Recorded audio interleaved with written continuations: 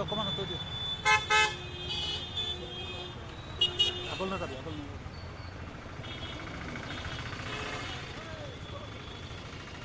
ৰাইজৰ পদুলিৰ কংগ্ৰেস সৰকাৰ, ৰাইজৰ পদুলিৰ ৰাইজৰ সৰকাৰ, ৰাইজৰ পদুলিৰ কংগ্ৰেস।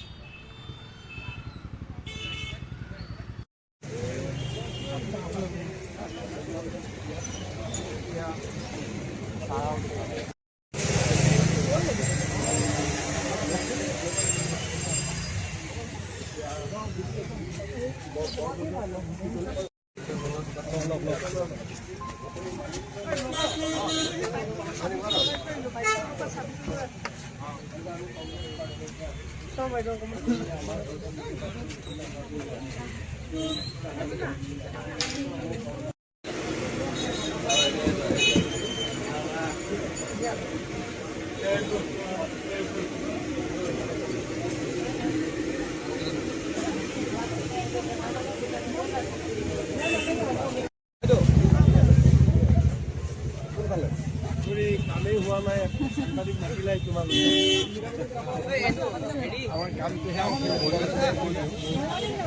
আমি মাতো না, আমি বাটে বাটে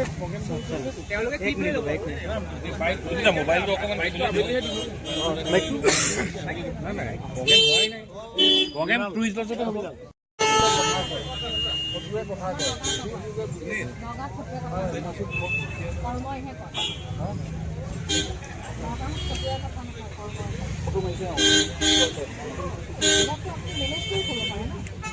ৰাইজৰ কংগ্ৰেছ পিপলছ মেনিফেষ্টো ৰাইজৰ এখন ইস্তাহাৰ আমি তৈয়াৰ কৰিবলৈ যুগুত কৰা হৈছে। ৰাইজে কি চিন্তা কৰে, যে কৃষকে কি বিচাৰে, আমি বিভিন্ন মানুহক সুধিছোঁ, থলুৱা ব্যৱসায়ীসকলে কি বিচাৰে, শিক্ষাৰ্থীয়ে কি বিচাৰে। বিভিন্ন মানুহে কৈছে যে চৰকাৰী স্কুলবিলাক বন্ধ হৈছে, চৰকাৰী স্কুলবিলাক মডাৰ্ণ কৰিব লাগে, তাত ডিজিটেল বৰ্ড হ'ব লাগে, চৰকাৰী স্কুলত যাতে আগৰ যি ভঙা চিঙা পৰিৱেশ আছিলে অলপ হ'লেও ধৰক এটা সময়ত বেয়া আছিলে, সেই পৰিৱেশবিলাক উন্নত কৰিব লাগে। চৰকাৰী স্কুলৰ প্ৰতি ধাৱবান হ'বৰ কাৰণে স্কুলবিলাক চৰকাৰে ভাল কৰিব লাগে। তাৰ পৰিৱৰ্তে কংগ্ৰেছৰ দিনত নিৰ্মাণ কৰা গোটেই স্কুলবিলাক যিবিলাক বন্ধ হৈছে, বহুতে কৈছে যে চৰকাৰী স্কুল মডাৰ্ণাইজেশ্যন হ'ব লাগে। কৃষকৰ সমস্যা, থলুৱা ব্যৱসায়ীসকলৰ সমস্যা, মহিলা অৰ্থনৈতিকভাৱে স্বাৱলম্বী হোৱাৰ, এই গোটেই কথাবিলাক আমি ৰাইজৰ পৰা লৈছোঁ। মূল্যবৃদ্ধিৰ কথা সকলোৱে কৈছে যে কমাব লাগে। অলপ আগতে দুজনমানে ক'লে যে ভেজাল ঔষধটো খুব বাঢ়ি গৈছে, ভেজাল ঔষধ বন্ধ কৰিব লাগে। এনেকুৱা ধৰণৰ সমস্যাবিলাক আমি ৰাইজৰ পৰা পাইছোঁ। গতিকে আমি গোটেই কথাবিলাক আজি টোকা লৈ লৈছোঁ আৰু আমি মেনিফেষ্টোত সন্নিৱিষ্ট কৰিম।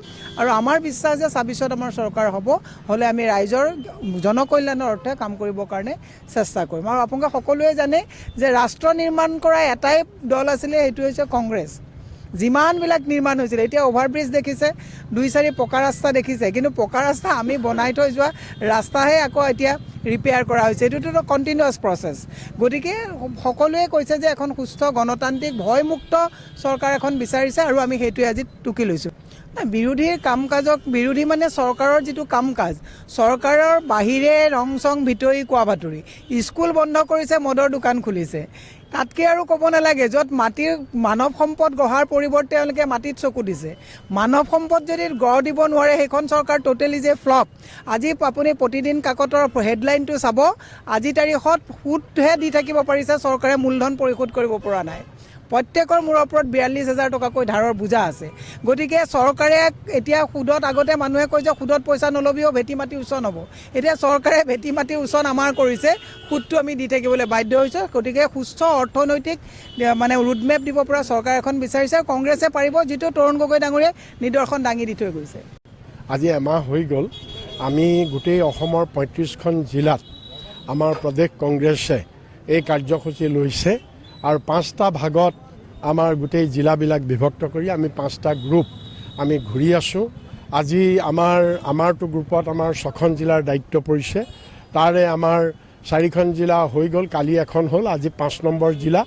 আচ্ছা, আমি এই কাৰ্যসূচীৰ যোগেদি বিভিন্ন সংগঠন, বিভিন্ন ব্যক্তি, বিভিন্ন ব্যৱসায়ী, ক্ৰেতা বিক্ৰেতা সকলোৰে বিভিন্ন ক্ৰছ ছেকশ্যন ষ্টেক হোল্ডাৰ এইসকলৰ লগত আমি মত বিনিময় কৰিছোঁ যে আগন্তুক 2024 আমাৰ যিখন বিধানসভাত কংগ্ৰেছ দলৰ যিখন নিৰ্বাচনী ইস্তাহাৰ হ'ব সেই ইস্তাহাৰখন কেনেকুৱা হ'ব লাগে, ৰাইজে কি বিচাৰিছে, ৰাইজৰ সমস্যাবিলাক কি, এই কথাবিলাক যাতে ইস্তাহাৰত সম্পূৰ্ণৰূপে প্ৰতিফলিত হয় আৰু আমাৰ চৰকাৰ অহাৰ পিছত যাতে আমি সেইবিলাক বাস্তৱ ৰূপ দিব পাৰোঁ, এই গোটেই কথাবিলাকৰ কাৰণেই আমি ৰাইজৰ লগত বিভিন্ন ধৰণে মত বিনিময় কৰিছোঁ, আমি নোট কৰিছোঁ আৰু কিছুমান ৰাইজে লিখিতভাৱে আমাক দিছে আৰু সেইবিলাক আমি লৈছোঁ।